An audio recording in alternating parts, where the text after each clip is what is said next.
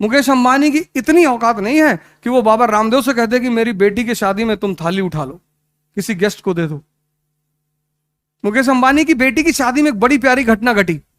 बॉलीवुड के जो कलाकार हैं उसको बुलाया उसने और कहा तुम लोग जितने भी गेस्ट आए हैं सबको सर्व करोगे। क्या संदेश दिया उस आदमी ने। पैसा होने से सब कुछ नहीं है, लेकिन यह बात वो सदगुरु से नहीं कह सकता था। ज्ञान सर्वोच्च है, तब भी था, आज भी है और कल भी रहेगा। वो बाबा रामदेव से मुकेश अंबानी नहीं कह सकते कि आप हमारे यहां गेस्टों का आदर करेंगे और उनको माला पहनाएंगे, उनको खाना सर्व करेंगे। नहीं नहीं नहीं, नहीं। क्योंकि शक्ति ही तो है।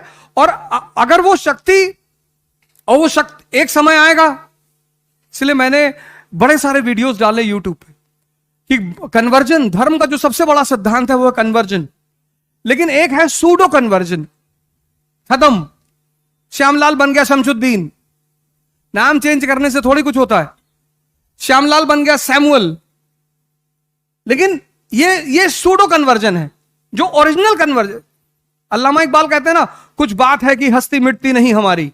कौन सी बात? यही बात कि सिद्धार्थ इंद्रियों पे जी रहा है, और जो व्यक्ति इंद्रियों पे जी रहा है उसको जो इंद्रियों की विशेषताएं हैं वो प्रभावित करेंगी। अगर तुम्हें सेक्स प्रभावित कर रहा है तो तुम एक नॉर्मल इंसान हो। अब कुछ ज्यादा कर रहा है तो थोड़ा सा एबनॉर्मल हो,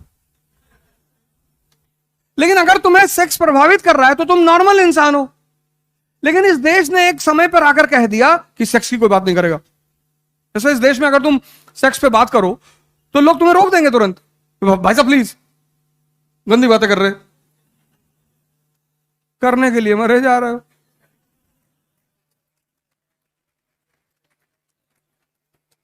बात तो कर लो।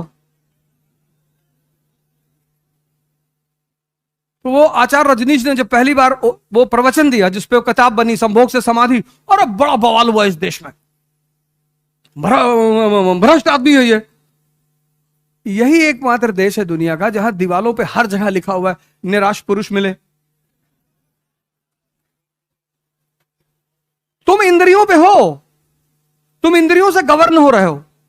अगर तुम सदगुरु जैसे किसी गुरु के पास, मैं ये नहीं करो, सदगुरु के पास, तुम्हारी चॉइस, तुम्हारी पूरी तुम्हारी चॉइस, किसी ऐसे आदमी को तुम पकड़ो जो तुम्हें साधना करना सिखा दे।